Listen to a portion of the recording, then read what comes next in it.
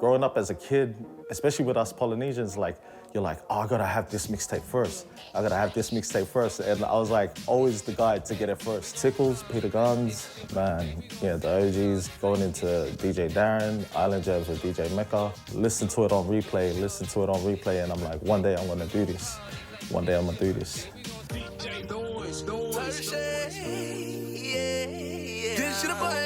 What's up, fams? It's your boy DJ Noiz, and this is my world. My name is Fatsalafa Zion Toto Bapo. I get asked a lot about where noise comes from. I'm known as Zion. Backwards, you get noise. N-O-I-Z. I think because I'm a 90s kid, back in high school, everyone was doing their names backwards. Like, I remember Tongas would be like, Tonga backward, Aknon. It was gonna be DJ Noiz.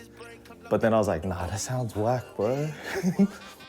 Growing up LDS, man, it was a blast. I'm pretty sure every Polynesian kid knows what it's like to grow up LDS. Tough, strict, but at the same time, disciplined. We had a musical background, especially with my dad. Like, my dad loved DJing. He was a musician, loved playing guitar. He put me and my brother in a brass band, Tongan brass band, when we were little.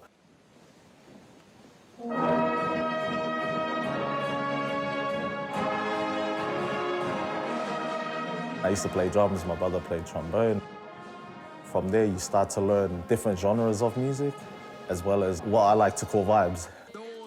We grew up in Victoria, a little town called Robinvale, and then we moved to a town called Goodna in Brisbane. And growing up in Brisbane, in the 4300, as you know, it helped me push out my talent and finally made me realize that I wanted to chase my dream as a producer, DJ, and just work with many great artists. Growing up, I was a big fan of all the island mixtapes, and I thought, man, I want to do something like that. So I started teaching myself, educating myself on how to use computers, mixers to like engineering music. As a teenager back then, I remember mixing a high school musical that It's Hard to Believe. I thought it was on, but to this day, I never listened to it again. We weren't allowed to listen to any music with profanity in it. So my take on it was like, for me to be able to get my parents to let us play like, you know, the latest hip hop music and stuff, I was like, I'll throw it on a reggae beat. I'll throw it on an islander beat, something that my parents, like the old generation can vibe to, but it's still cool to the new generation. I just started pumping out mixes after mixes. That's the key in the music industry is progression. And seeing the progression, a lot of people were sharing my music, playing my music. I linked up with Fortify, AKA Sam. And Sam linked me up with my manager, Mark, and from there we started pushing the brand. Okay, let's turn this DJ into a producer. And then I worked on Off of Mai, featuring my boy Connects.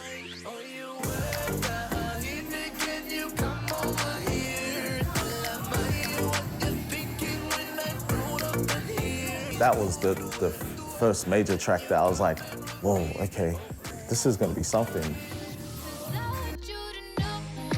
It wasn't until I had my daughter and I go, okay, I gotta man up and take this seriously or I have to find a job. And I was like, but I love music too much. Even if I was to work at a job, I'm like, man, just music is all I think about. So when I had my daughter, it was just always the best time in my creative space. Like in my studio, I'll have my daughter with me.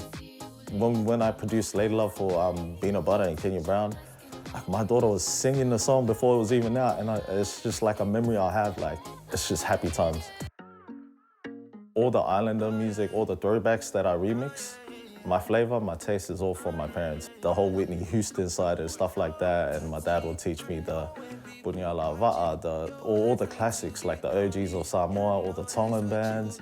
My father passed away a couple of years ago, and I know he would be proud of me.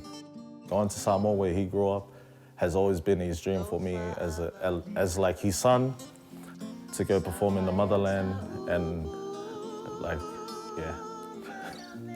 yeah, so this is very important to me. It's my dad's tattoo, and each one of us siblings all got it when my dad passed away. It's a reminder that my dad's with me always. We were in a rich family, but my dad and my mom pretty much supported my dream. I know my mom is proud of me, 100%. I'm very thankful that my dad actually pushed me. They supported me from day one, and they made me like pretty much chase the dream, which I'm still chasing today. And it's also rewarding as well because now I'm starting to see all the blessings unfold.